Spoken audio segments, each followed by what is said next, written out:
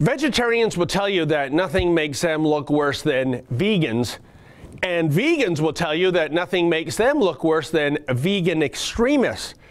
And with good reason, folks. Is there anything that screams arrogance, ignorance, and a sense of entitlement more so than a bunch of vitamin B12 deficient loudmouths demanding that everybody must become part of the Carrot Crusader contingent?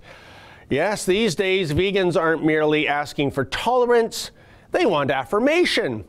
Besides, they already have our tolerance.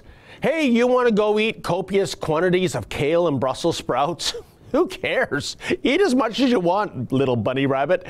But it would be kind of nice if the carnivores and the omnivores of this planet didn't have to endure sanctimonious sermons when it comes to chowing down on a cheeseburger. We're not despicable speciesists. We're merely taking our rightful place atop the food chain. 65 million years ago, the apex predator was the T-Rex. Today it's us, Homo sapiens. Yet these militant vegans won't shut the hell up. I refer to a couple of recent stories emanating out of Hogtown, and boy, I bet the vegans really hate that nickname for Toronto. For starters, on New Year's Day, the so-called animal rights activists blocked traffic at a major Toronto intersection as they staged a die-in to, get this, protest the inauguration of Brazil's new president, Mr. Bolsonaro. According to a CTV report, organizers of the protest say nearly 50 people participated. Here's the photo that ran with the CTV piece. I'm counting 19 people, including the ones who appear to be wearing oversized Muppet costumes.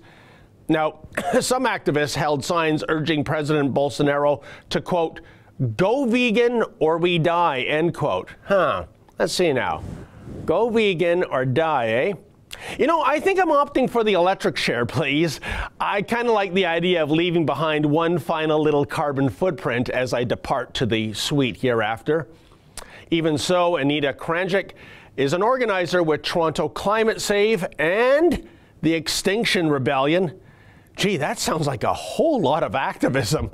Anyway, she told CTV that vegans want Bolsonaro to live on a plant-based diet for a month. That's right, they want him to be as miserable as your average vegan.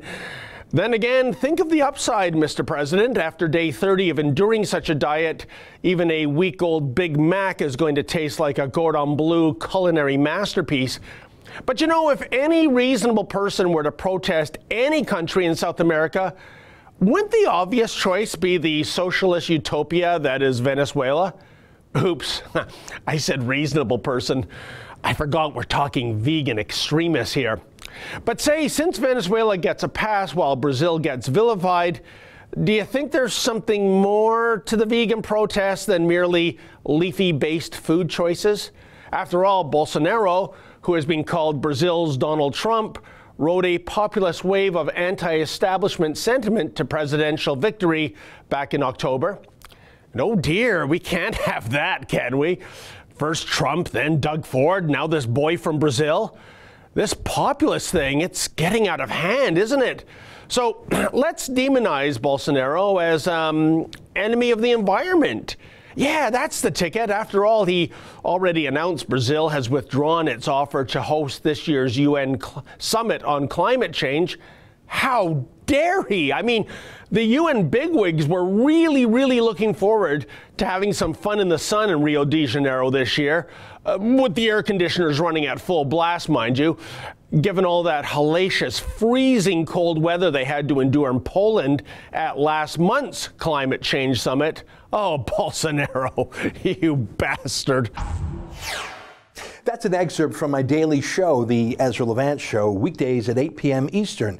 Every day I do a monologue, interview a guest, and read my fan mail and my hate mail. To subscribe, go to therebel.media/shows.